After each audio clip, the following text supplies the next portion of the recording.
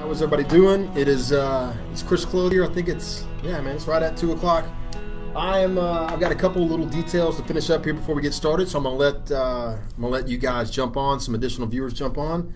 Grab a glass of water real quick. I'll be right back and we'll get started. All right, guys. I wish that I didn't have my computer all situated and set right here. Or else I would show my good friend Greg Cohen, who I'm sure at some point will watch this, my setup. I commented last night on Greg's setup. He's got a podcast room, and he's got some cardboard boxes that he has all his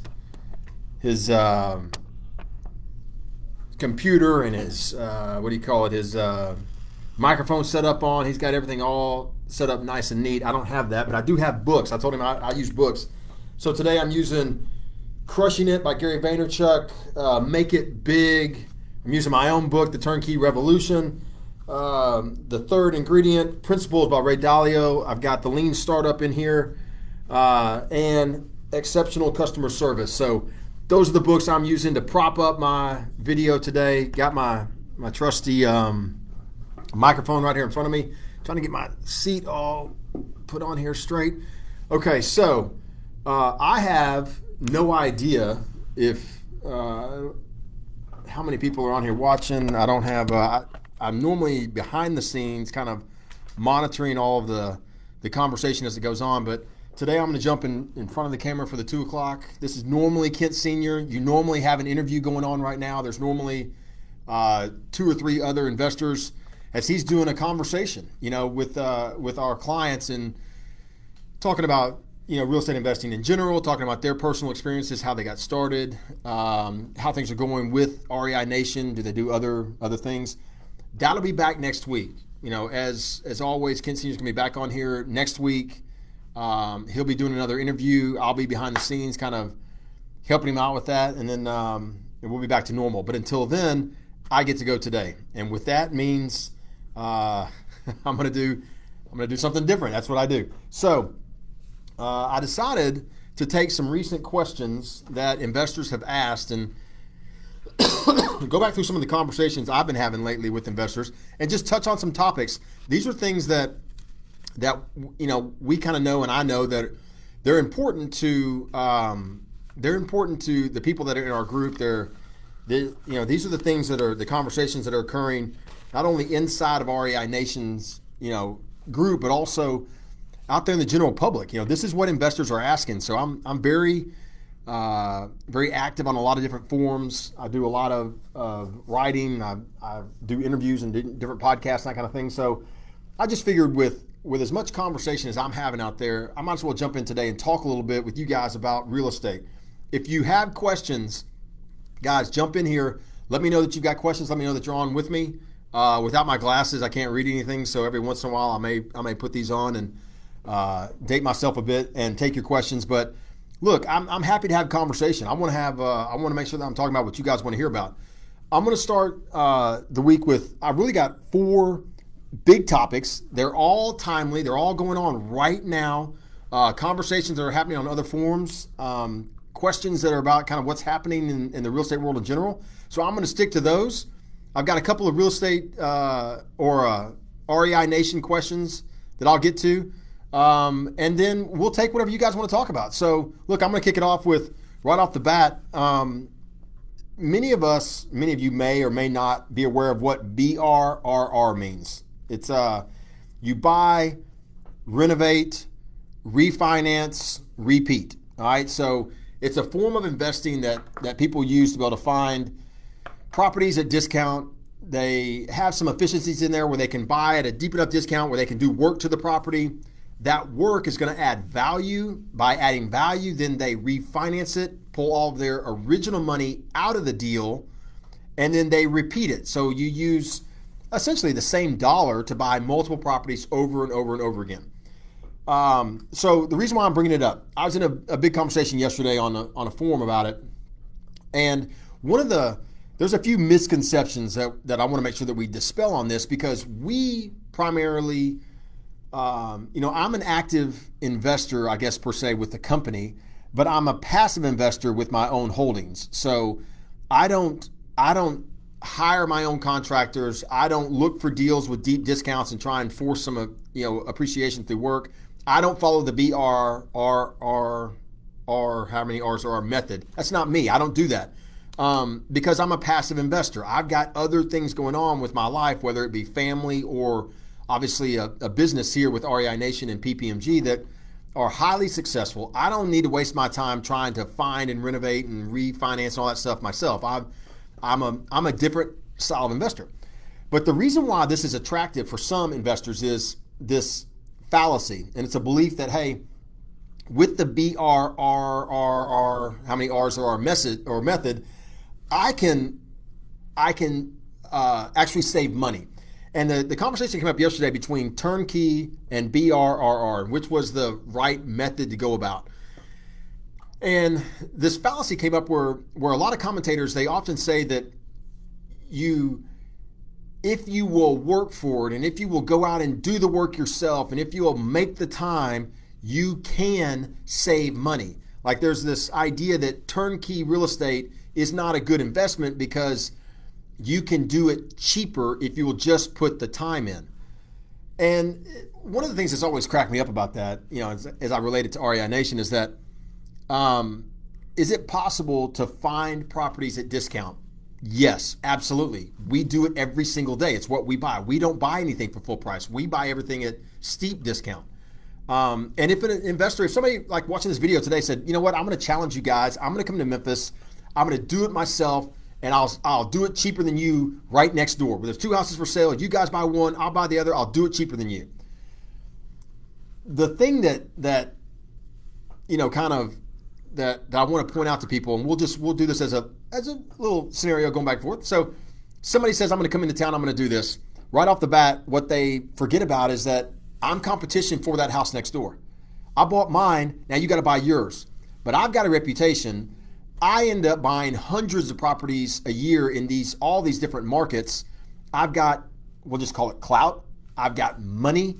I've got the ability to compete with you for something that I really, really want. So if you're going to get it, you're not going to get it at my price. You're going to get it at whatever price I decide I don't want it at. So, and with deep pockets and the ability to, force other efficiencies down the line, I can sometimes pay more than what I really want to pay, what might be optimal. So I'm going to drive the price for that single investor that comes in and says, I'm going to do the BRRRR, however many R's are our strategy, and I'm just going to buy that my own house. I'm going to do it cheaper. I'm going to drive that price up because you don't have efficiencies when you're trying to do it on your own actively. That's number one. Number two, for investors that are able to find properties and they find it at a price that works for them, oftentimes that may be a higher price than I'm willing to pay for lots of reasons, but one of them is going to be renovations. So look, I know how to renovate. Our company knows how to renovate properties very, very well. And we have these long standing relationships with vendors and with materials and with, pricing and working. And we have the ability to take what would be a $50,000 renovation for somebody else, and we're able to get it done at $30,000. And the reason why is because that person doing one renovation and expecting it to take 6 months, I'm coming in and doing that same renovation 100 times in 30 days.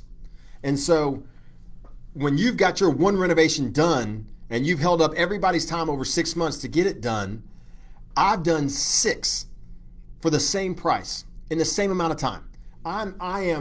The efficiencies that we are able to squeeze out of being a turnkey company and having our size are astronomical. So and to that, we are on a weekly basis or a monthly basis anyway, tracking pricing. So we know what the cost of lumber is. We know what the cost of copper is. We know what the cost of nails and shingles and 2x4s.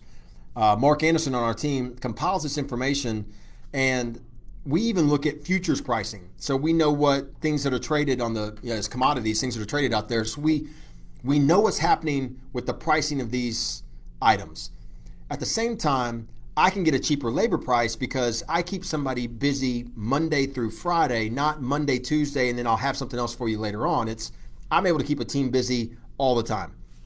So strictly through efficiencies, the BRR strategy does not beat turnkey, both in the price you got to pay to be able to get a property due to volume, and also the efficiencies of getting the job done, doing the renovation due to volume. So again, right off the bat, two big things lead to the differences in the BRR strategy versus turnkey. So look, in the forums where I was having this debate back and forth, the question wasn't so much should we be buying turnkey or not. The question really they were trying to say was that if you're not an active investor, you're not a real investor. That drives me bananas. Just, it blows my mind that people actually think that if you don't sling hammers and throw paint, and if you're not out there actively negotiating every one of your deals, you're not a real estate investor. You're just some dude or dudette that ends up doing stuff. Buying houses, that makes no sense to me. It doesn't register with me. So where I come back to is this is about the best use of time and the return of your dollar. So somebody that wants to use I'm gonna simplify this. I'm gonna call it the BRRRR strategy. Somebody that wants to use this BRRRR strategy and thinks that they can get a better price.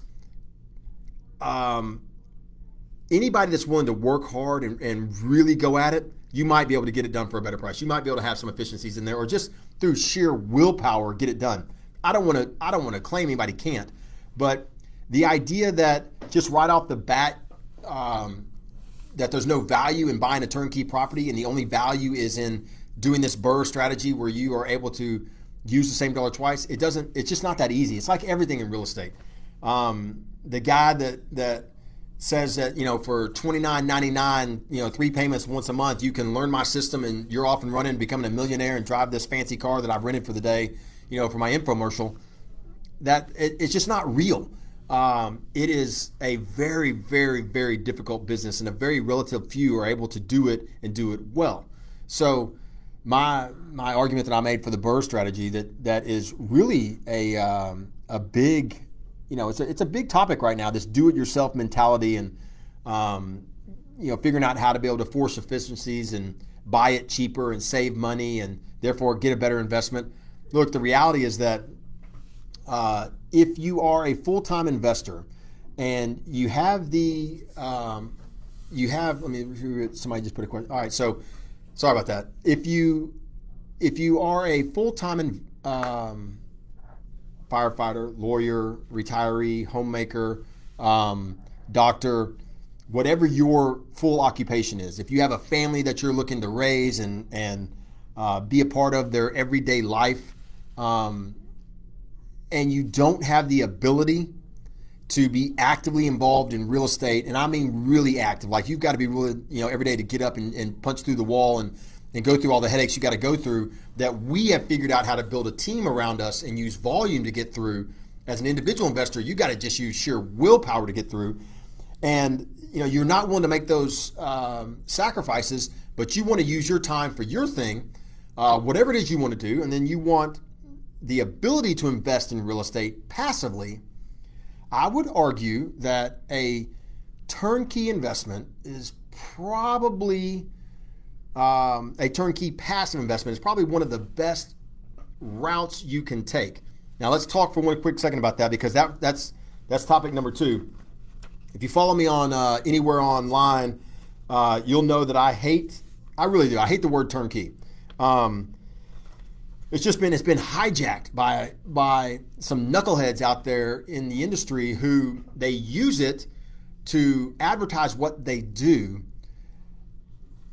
Because it's very popular right now. Companies like REI Nation have made it a very successful form of investing, a very successful way to invest. And so they want to use it to attract eyeballs. So somebody that says, let me just go back to this. For me, the actual definition of turnkey is simple. It means you're able to purchase an investment property that somebody else purchased, renovated, and has management in place that they own, that you can hire to manage that investment going forward. That's what a turnkey investment is. So where does the definition kind of fall apart, and how has it been hijacked? Well, so if somebody says, you buy the property with your money, I'll manage your renovation for you, and then I'll give you a third-party company to call, and they'll manage it for you when we're done, and that's a whole turnkey package done for you. There's a ton of people that's what they market. They market that that junk to investors that are looking for turnkey. And for someone that's not real adept and real deep into the conversation, may say, well, that makes sense. Okay. And they'll say things like, you can buy it cheaper. I don't have a markup on it. Well, it goes back to the BRRRR strategy I just told you a second ago. It doesn't mean it's going to be cheaper. It doesn't mean it's going to be any of a better value. It just means that all of the risk has been transferred to you because they didn't buy it. They're not paying for the renovation. You are. They're just handling it for you. They convince you it'd be better and a better deal and better, cheaper. So let's go that route. And those companies that advertise that, they use the word turnkey big time. I mean, they use it a lot. Like, this is a turnkey investment. Everything's going to be done for you. And I guess in some form of reality, some alternate reality, that's true. They're gonna handle things for you, but you're gonna take all the risk and have to do the work, buying it, paying for the renovations, making sure you don't go over budget, making sure it comes in on time. But in reality, you've got somebody else handling those things for you. So that, to me, that's not turnkey. Some of you watching this may say, well, that's kind of appealing. Maybe I want to do that, which is fine. I'm bringing up the topic that's not turnkey. When a company says, yeah, we buy it and we renovate it, and that's what we do really well, but we don't manage, you got to take that up with somebody else. The reason why I don't like that, and why, to me, you can't use the word turnkey to market and advertise that, is that 6 months down the road, when something breaks, and the management company calls you and says, hey, you owe us money because your water heater went out, and you call the company that sold you the property and say, hey, what's going on? My water heater's out. And they say, well, don't call us. I mean, you need to call the management company because they're managing it for you. And the management company says, well, don't call us. Call the company you bought it from because they renovated it.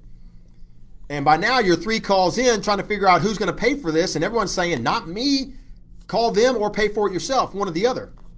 So it's a pass the buck scenario, which is why I really think that for a true turnkey investment, the management company is owned by the same company that does the renovation. Now, you should never have to hire them. Like for us at REI Nation, if you buy a property from us, we do not require that you use our management company. You're free to hire whatever management company you want, but it is offered as a value-added service. And by the way, you watch these videos, you watch my video from Monday, and you hear about the rental numbers, you know that we think we're pretty damn good at it, So, but it's not required. It's not part of the investment. You don't have to use us in order to make a good return. You can go elsewhere. But it's when we offer it as that value-added service, it's in-house. If there's an issue, I'm not telling you to go call somebody else. I'm saying, yeah, we'll handle it. We own all the companies. I mean, it's our responsibility for the experience that you have and the service that you're receiving. So, I mean, it's I guess the best way to put it there is that it's important that you understand that that's how you get good, high quality, passive investment service, is that you're buying a turnkey property from a company that really does turnkey. There's one other thing that just on this particular topic that drives me bananas, and that is that there's a lot of companies out there today that say, okay, I don't want to buy anything. I want to take no risk whatsoever, but I want to call myself a turnkey company. So this is what I'm going to do. I'm going to produce a podcast. I might even produce a different podcast every single day. I'm going to create lots of videos. I'm going to build a website. I'm going to call myself some name or whatever. It doesn't matter. But I'm not actually going to buy anything.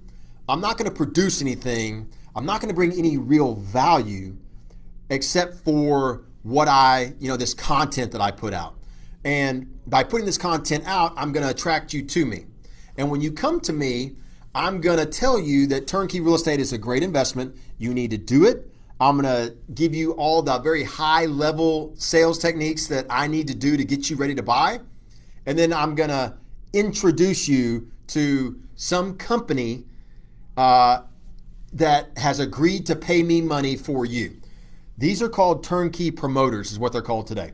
And so a promotion company says, I don't actually buy anything. I don't handle any renovations. I don't manage anything, but I know the people that do. And so come to me. I'm going to get you in my confidence. I'm going to get you to trust me, and then I'm going to give you to somebody else who's going to sell you a house once I've told you that they're really on the up and up. That person is going to pay me anywhere from $5,000 to $6,000 to $10,000 for every transaction. So let me make sure that you guys that are watching me right now clearly understand the business there. The business is I'm going to create a company. I'm going to create a website and a process and content that's going to attract you to me. When you get here, I'm going to get you hot and bothered and lathered up and ready to go, and then I'm going to sell you. I'm going to sell you to a company that says they'll buy you from me. Not only will they buy you once, but they'll buy you on every single house you buy from them. So if I can get you ready to buy 4 or 5 houses, and the easiest way to do that is what? The easiest way to get you to buy 4 or 5 houses is to sell you to somebody that's got really cheap product. $50,000, $60,000, $70,000, $80,000 houses. That's the easiest way for me to get you to buy as many as possible. And I want that company to pay me, it might be a percentage, 5%. It might be a dollar amount, $5,000, $10,000. And every single house you buy, they're going to pay me. Other than that, I don't do anything at all. So when the deal goes bad, hey, look, it's buyer beware, right? I told you how to do the turnkey, and I introduced you to somebody, they didn't hold up their end of the bargain. Now you're in trouble. That is what it is. These are called turnkey promoters. There's probably a dozen of them out there. We've talked to many of them. And look, I paint this really bad picture. Let me be clear.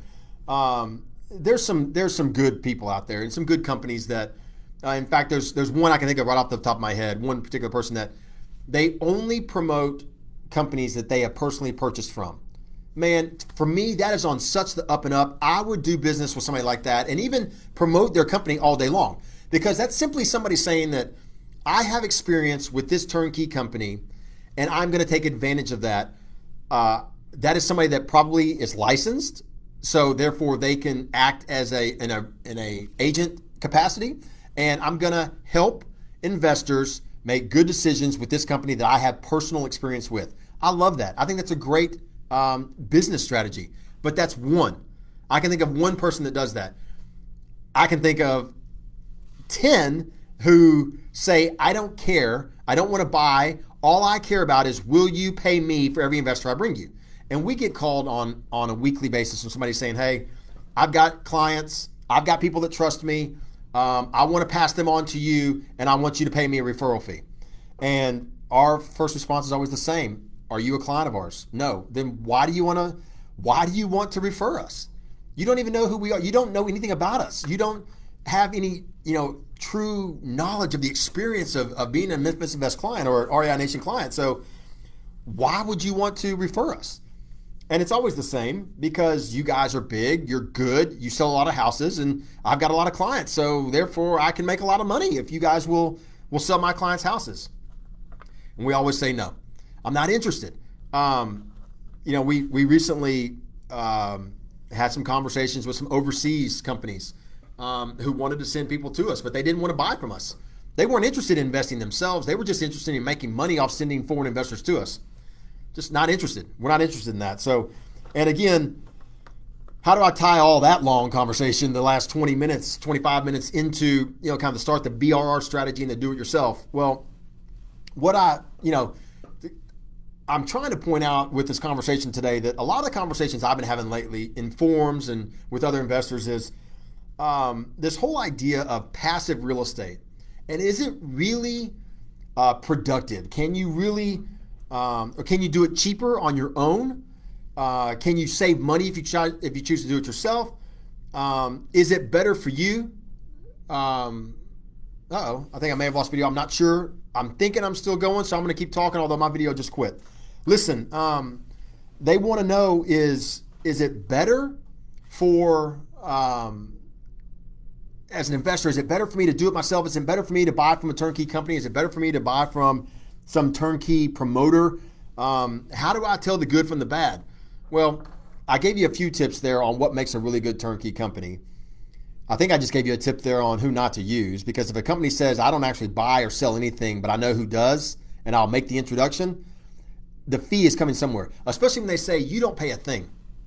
As an investor, it doesn't cost you a dime. I get my money from the other company. When I bring them you as an investor and you buy from them, they pay me a referral fee.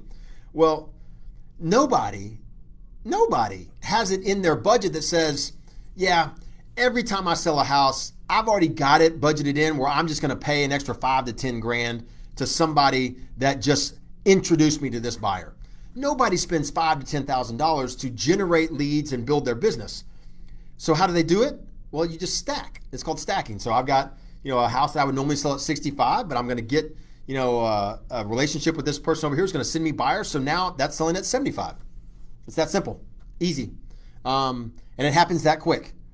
I just decided I'm going to mark it up. Maybe I can only get, this house I can only get an extra 5,000. Maybe I can only make it 70,000. Well, that's still coming out of your pocket as an investor, not out of the pocket of the promotion company or the turnkey company. So just keep that in mind. That's how I kind of came back to this. The whole do-it-yourself, or can we do it cheaper, or the turnkey question. That's just, for me, I think that a good high-quality turnkey company producing a good high-quality product, showing real care for their clients and real care for their product, I think has the potential to be a great investment every single time. And look, I take great pride in REI Nation. I take great pride in what we do, in our team and how great everybody is. But I'll also tell you that I know a lot of turnkey companies out there, and there's some good ones. We're not the only good one out there, not by far. We take our position as a leader in the industry very important, and we take it very seriously. But that doesn't mean that there's not other good companies out there that have good ownership, working really, really hard. So we'll leave it at that. Look, I got to get going. I can't believe I already talked 27 minutes on one thing. And I don't know. I cannot see here anything on notes or questions. If you want to say hello, drop me a note. Let me know where you're from. Let me know that you're joining me on the call today. If you want to, look, feel free if you want to ask a question, because I would love to be able to answer questions for anybody on here. I want to make sure I'm getting to the questions that you have. I don't want to just sit here and talk about what I like to talk about. And like I said, I got some pretty good indication of questions that investors had going into this thing. So I've gone on ahead and put those questions into my planned talk today. But as we're talking, if you have questions or want to talk to me about what I'm asking, let me know. If you just want to let me know that you're joining me on the call today, feel free to say, hey, just drop me a little line, says I'm here. That would be great for me too. That's always kind of, we'll call it brightens my day. So I think that there are some comments here. I'm trying to do a little bit of a quick work here to get these comments up here in front of me so I can answer them live on the call.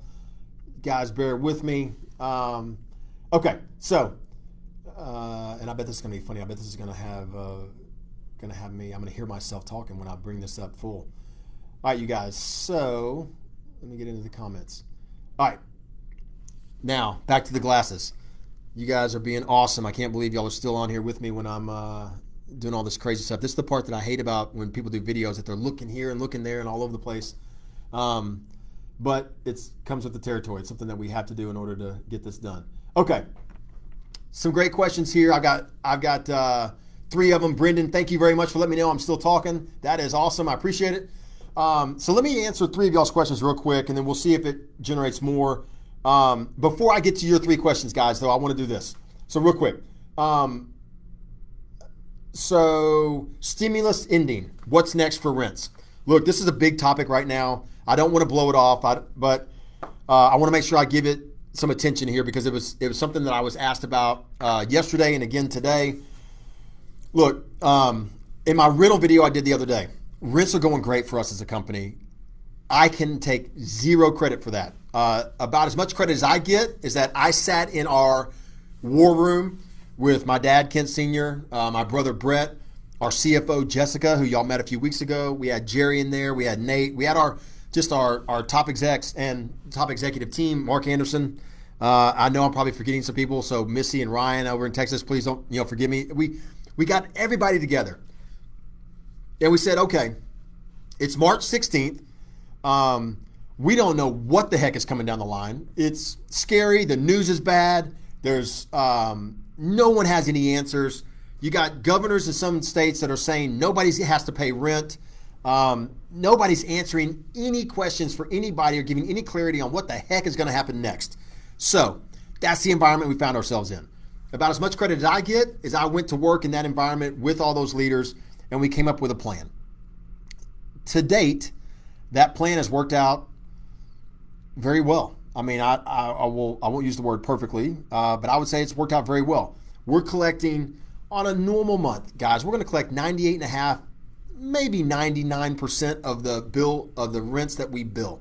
There's always a scenario, and those houses where residents are just, I mean, there's something that comes up, they cannot pay rent, and sometimes it's just like red tape snafus.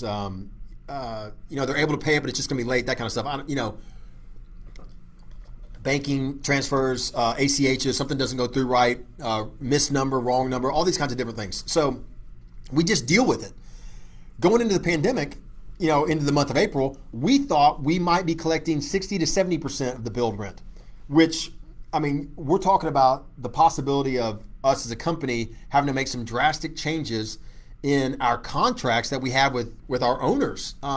If we found ourselves in that scenario, because we're still managing all those properties, we still have to manage a way to get them through the crisis, but collecting a lot less in rent.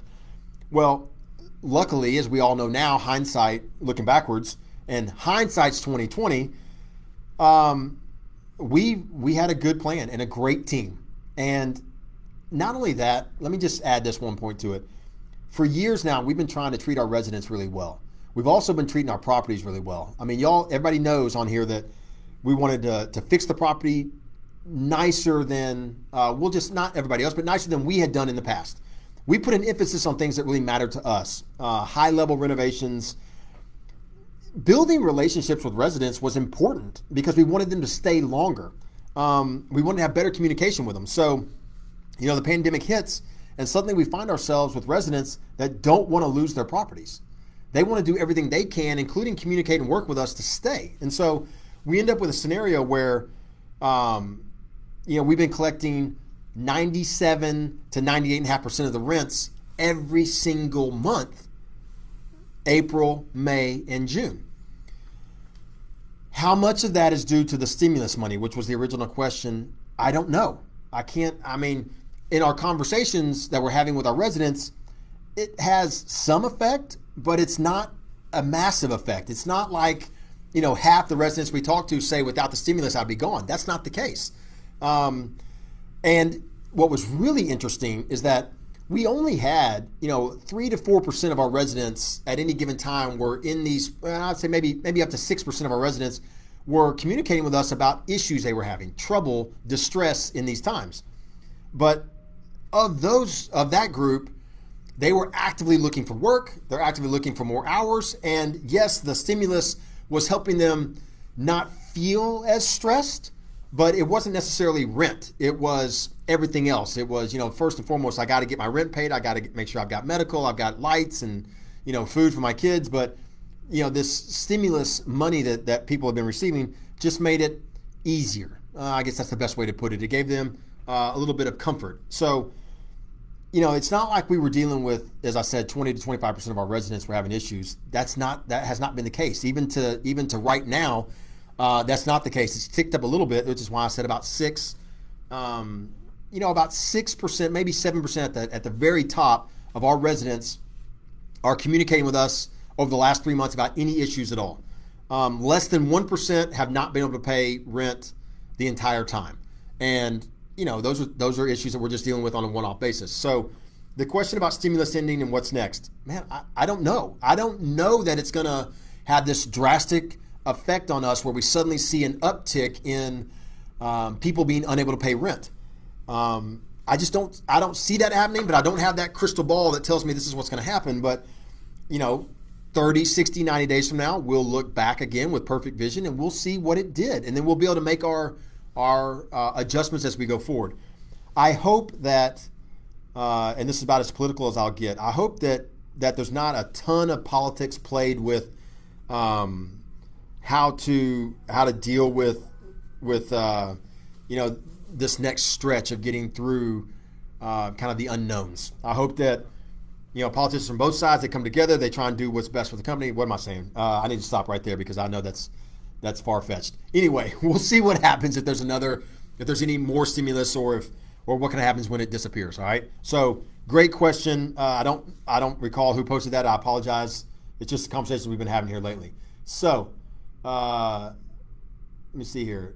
Let me get all these comments up here. I got to open this up. Anyway, sorry, you guys. We'll see what happens if there's any more stimulus or. Y'all can hear me right now on my delay. Okay, so questions. I got to get my glasses out. All right. Okay, Matthew Delano. Look, yes. You know what I'm going to do? I'm going to ask Jerry.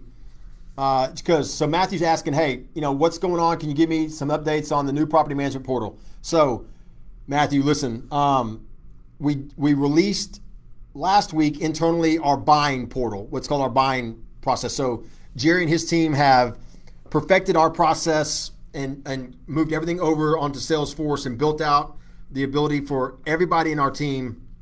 We already had our renovations done. Now the buying is done. In the month of July, they're working on the sales process to make sure that sales gets moved over. Customer service has already been built on the backbone of Salesforce. So we are, we're close. Our best guess estimate is going to be it's coming out this year. For sure. You're going to have the new portal for owners. I say for sure. Look, I'll probably get myself in trouble on that. We absolutely anticipate it coming out this year. As you know, and I've kind of said this a couple of times, we're not going to release something and let it be a piece of junk. We're not going to have failure happen immediately on something that we rush to get out to the market.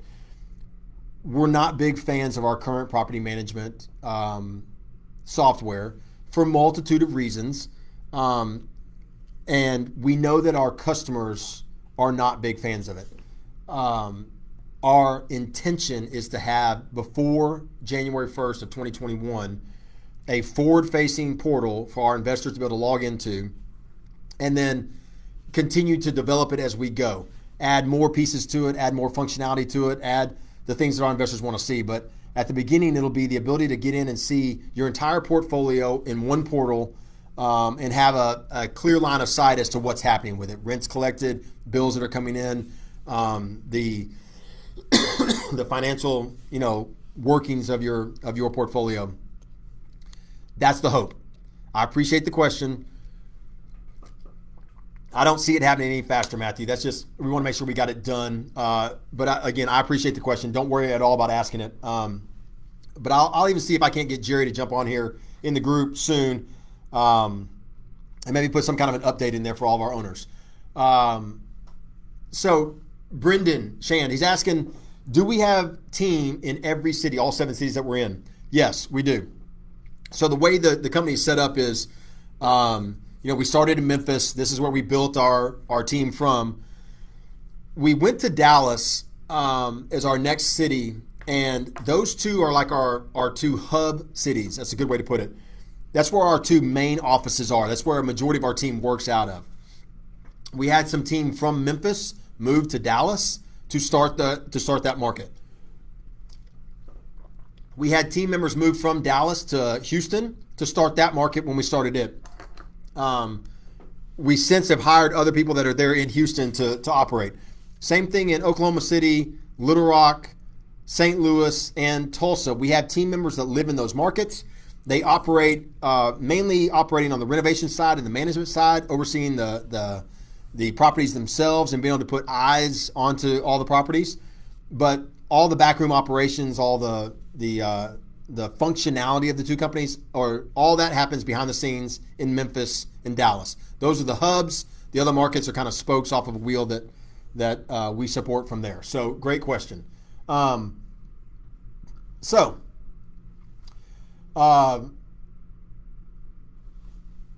Okay, so Matthew Delano, you're asking the question about the deteriorating in rents in July. So I think I answered that a few minutes ago, but I want to make sure that I touch on this. So you guys as owners, and this is one of those funny concepts that I say funny concept. It's one of those concepts I want to help investors really understand. So for us, we want to make sure that we collect all of the rent billed on July 1st by July, I think it's 31st. I'm not sure how many days are in July. Let me look at my map, or my calendar's covered now. So if we're on the 8th of the month and somebody hasn't paid rent yet, that doesn't mean it's not going to be paid. It doesn't mean there's any particular delay. And the one thing that everybody knows is that our team absolutely busts their backside from the 6th day on to make sure they collect everything they can in the month. As a company, during the pandemic, we have not charged late fees. The late fees are what have always kind of funded our team that busts their backsides to get all the rents collected during the month and works with all our residents to make sure we get that 97.5% to 98%, 99% of our billed rents collected each month. Well, we haven't done that since the pandemic started. We didn't want to put that extra burden on any of the residents. Instead, we've kind of had a policy that if you work with us, we're going to work with you. And there may be this, I mean, I guess if we're being, kind of take that dim view of humanity, there may be those people out there that are absolutely taking advantage of that. But I don't, our team doesn't really feel that. We feel that a few people, but for most everybody, they're trying to pay their rent on time. They do understand that if they don't pay rent and we have to do an eviction, we can always add late fees later. So there's no real reason to pay late. And certainly there's no reason to not communicate. So we've got good communication. If somebody hasn't paid rent so far by the 8th, don't worry about it. Our team is on top of it. Connect with customer service because they're the ones that are going to keep you abreast of kind of what's going on with the conversation. So I don't see it growing at all. I think the overall picture is we still have a strong rental market. We've got great relationships with our residents. So I think July is going to be just as good as April was. So, I would say that the first 3 months, and now we're going to the 4th month of July, while there may be subtle differences in them, they're all pretty much acting the same, coming in the same. All right, so Mai asked a question about additional locations. It's so funny that we get asked this question because I would say yes, there are. We're looking at additional locations. Are we going to get into them this year? I don't know. On March 13th, so I think that was the Friday the 13th, when you've got the stock market has been doing wonky things all week and the NBA just shut down. Up to that point, we were going to be in 3 more markets by this time. We had already chosen them a couple of properties or a couple of markets in Texas, and we were really trying hard to decide on that 3rd one. I think internally the team, we like a lot of markets, especially across the South. We are fans of like Atlanta and Charlotte. We do like Orlando. I happen to be a fan of Chattanooga. We also like Knoxville. Not big on Nashville. It's just too expensive. For us anyway, for right now. We just don't see any reason to go into Nashville. Same reason why we don't see any need to go into to Austin. It just, the prices are just too, kind of topsy-turvy right now to make sense for a long-term buy and hold investor. So anyway, we're looking at some other markets. We like the smaller market. We really do. We like a market that median home price point is going to be below about 150, that the median income is going to be at roughly 1/2 of that median price point. So you've got, the average price of a home might be 150, where median income might be 75. That ratio of 2 is a good ratio. That's what we're looking at. But I will tell you that if nothing else, the last 120 days have given us a chance to slow down a little bit, and rather than look at growth in buying more houses and going to more markets, we've looked at improvement. We've really spent the last 3.5, 4 months, our entire team, on improving as many of our processes as we can, really tightening the ship, looking at any place where we may have dropped the ball and taking our eye off the end game by maybe can we reduce our renovation costs? Can we hold properties for a little bit longer and try and get a higher rent rate? Can we, can we buy and negotiate a little better on the front end to be able to pass that savings on to an owner on the back end? We're reviewing everything during this time. And so I would say that, is it likely to go to another market this year? No. But it's not out of the question. We've already done the research. We already know where we like. We'll see if we get there or not. All right.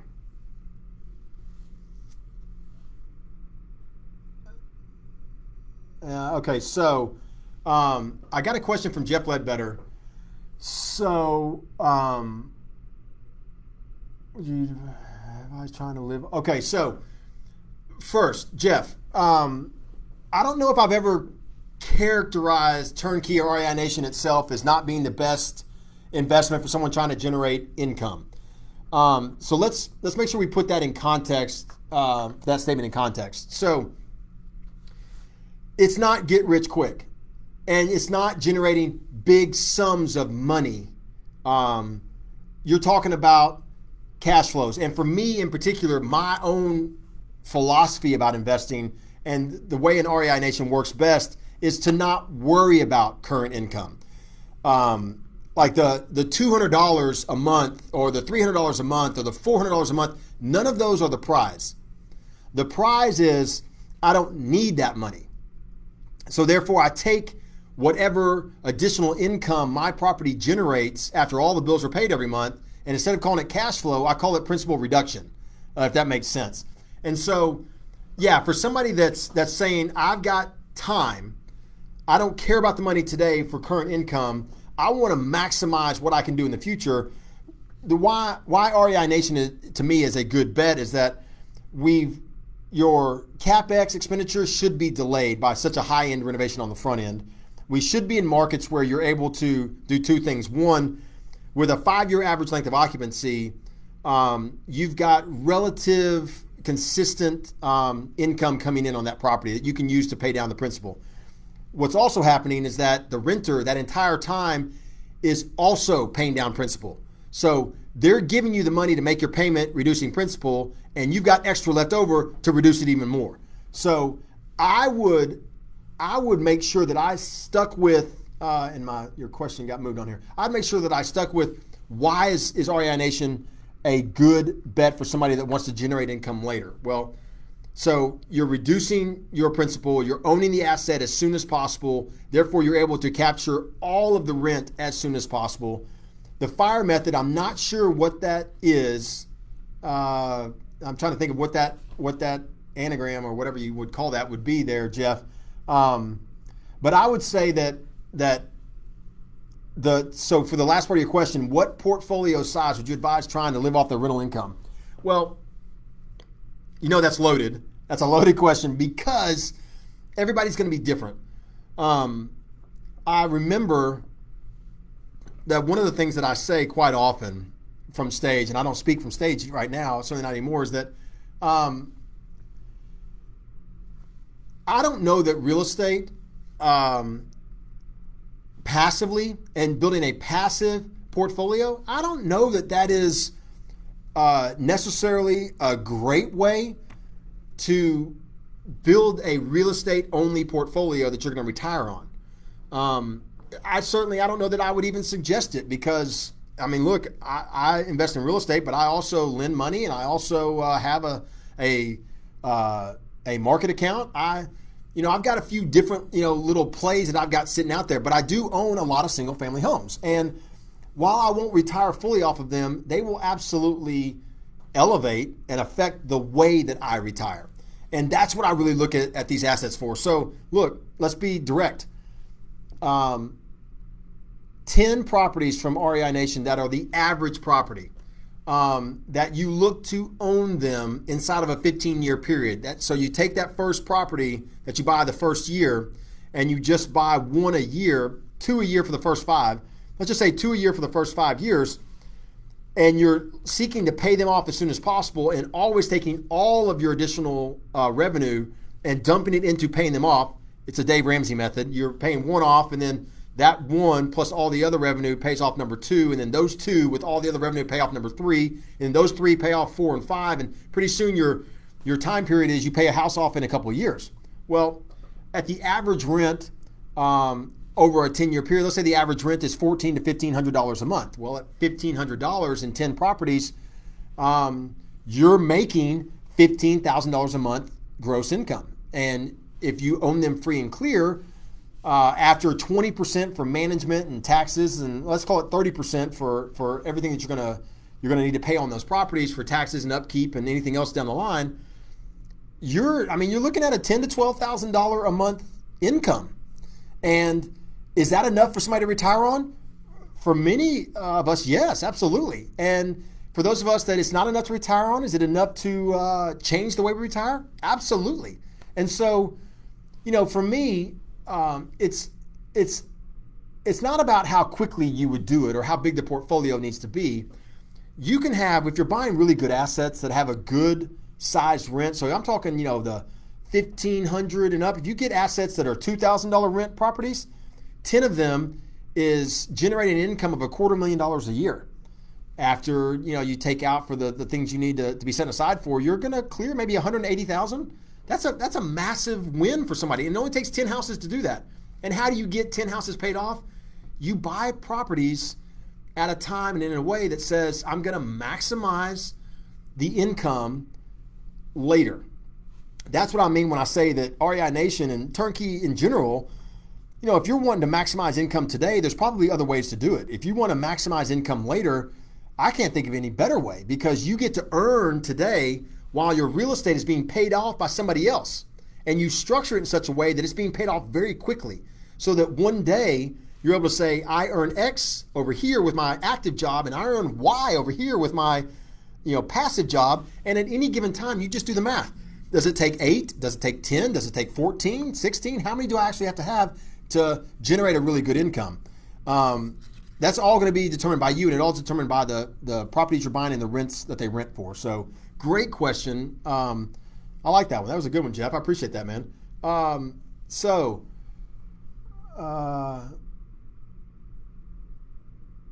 Let's see here. I got a couple of guys. Look, I appreciate the comments. I appreciate the confidence that some of you are writing in here to our team, about our team. Let me touch on one more thing and see if you guys have any more questions. If you do, feel free to add them in there. I've got one other. Okay, so Jeff Ong, hang on one second. You asked a question here real quick.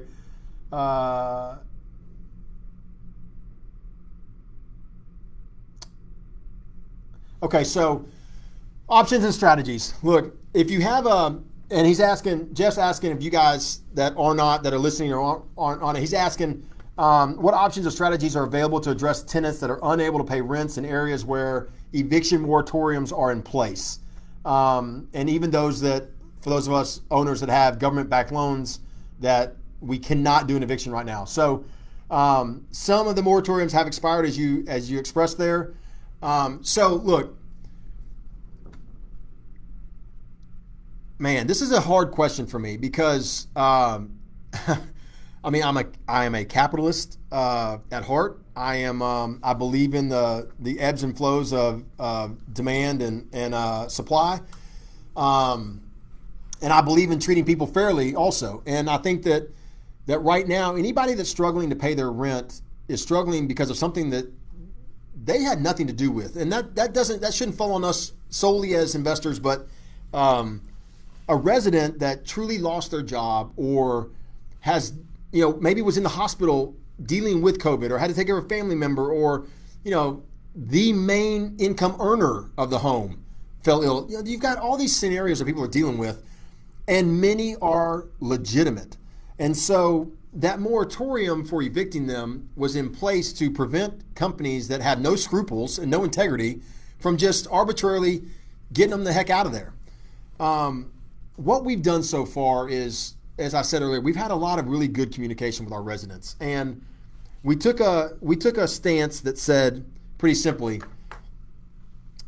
if a home is occupied by somebody that didn't pay February's rent, okay, before the crisis hit, and they have now taken advantage of not paying rent during COVID, we've already moved to get them evicted from the house. That's not a case where we feel bad about it. It's not a case where we feel like they deserve to be in the house because we don't want to evict them during COVID. No, they were choosing not to pay before COVID hit. And now they're staying because they can, even though they shouldn't. And in those scenarios, and they've been few and far between, but I think it's probably less than 20 total, that we were already with some form of eviction process starting back in January and February, and it got stopped by the moratorium and the closing of the courthouses, and now we've kicked it back up. I think for the most part, we haven't done anything yet with anybody that was under duress from COVID. We haven't moved to evict anybody. I know that our team has worked with some people saying, hey, you can't stay, and so let's try and see if we can find you something that's more affordable. Let's see if we can't help you get out without any blemish on your record, such as an eviction. Let's see if we can't get you some of your maybe deposit back to help you get resettled somewhere else that you can afford, whatever it ends up being. And many of our owners have worked with us on that. I think that the strategies that are available to us is communication, number one, compassion, number two. But they're also, I fully believe that there has to be a line that we draw in the sand and say, okay, compassion has been used. We've shown compassion, but we also, this is an investment. Each of us has put money into this. If we did our job on the front end, we didn't go into something blindly. We didn't go into something thinking it was always going to be cupcakes and rainbows. We knew there'd be rainy days. We didn't know they would be pandemic related. And we're all hoping that our rainy days are all coming at one time. Like it's monsoon season. Get it over with, get it the hell out of here, and let's get on and, get our property back operating the way it's supposed to. I don't know about any creative strategies other than communicating really good with us as a team and letting us know what your wishes are.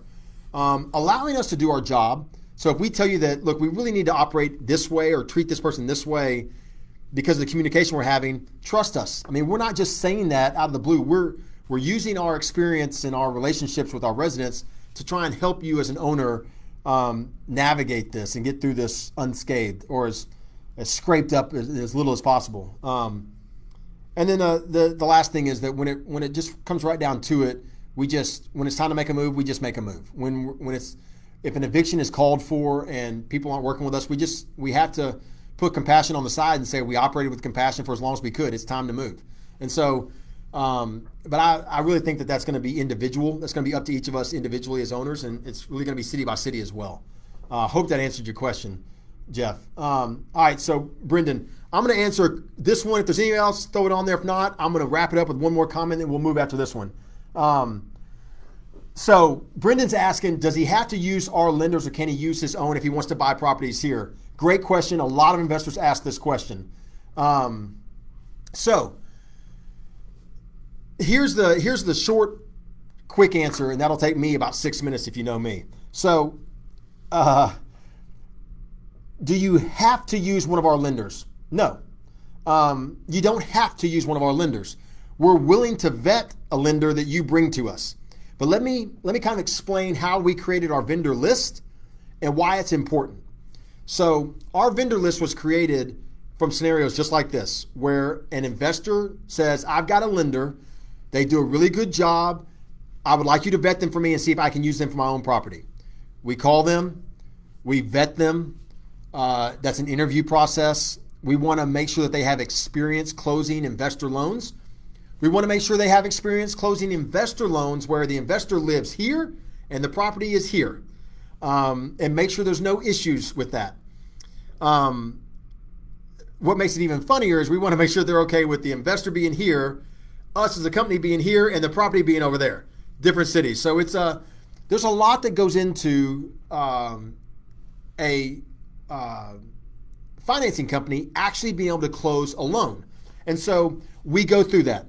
We make sure they're okay and they're comfortable with our insurance, which not everyone is going to choose all the time. I get it. About 98% of our closings every month use the insurance program that we've negotiated and put together, but not every lender wants to use it because, again, it's a master policy. It's a policy for 6,000 houses using the strength of the portfolio, not just the one-off house. And so there are specific questions that we need to make sure with a lender that they're going to be comfortable with to close a property through REI Nation that we're selling.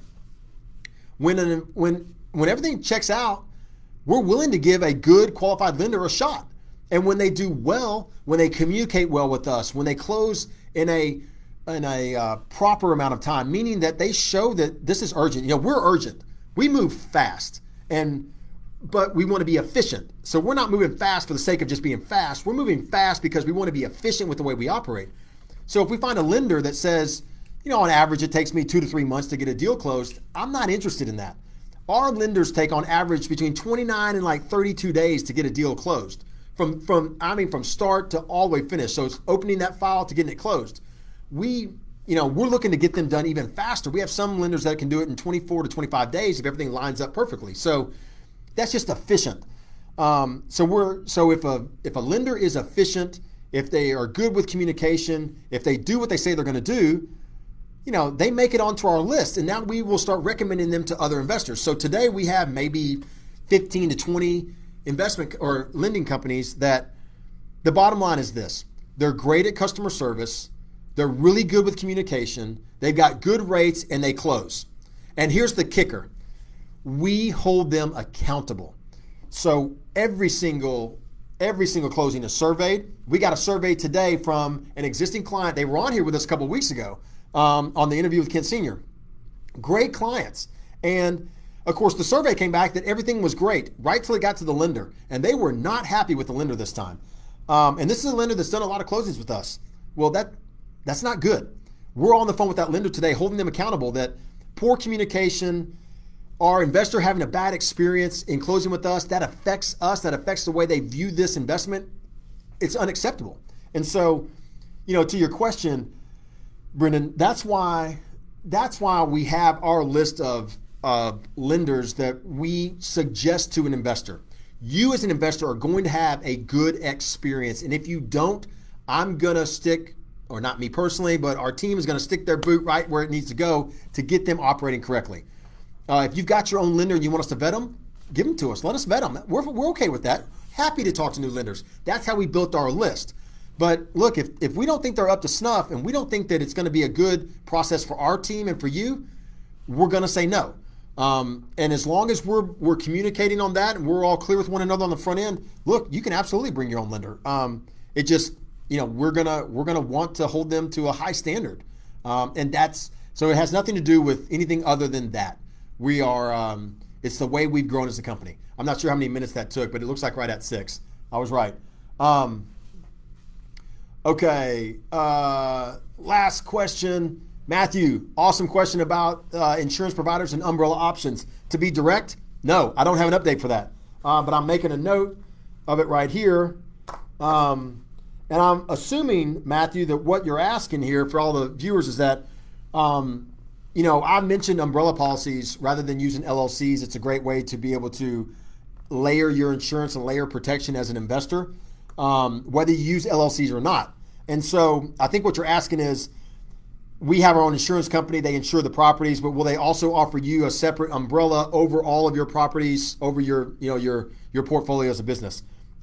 I think that's what you're asking. I'm going to check into it. I will have that answer for you. I'll put it in the notes here and make sure that we get to it, okay? Look, guys, the funny thing is, for the last probably 40 minutes, I haven't been able to see anything. I can't see anything on my screen. I got a green dot up here that tells me I'm on. I used a second computer over here to the side that pulls up that shows me that I'm on, and I was able to see your questions. But other than that, my screen's been blank. So it's been interesting.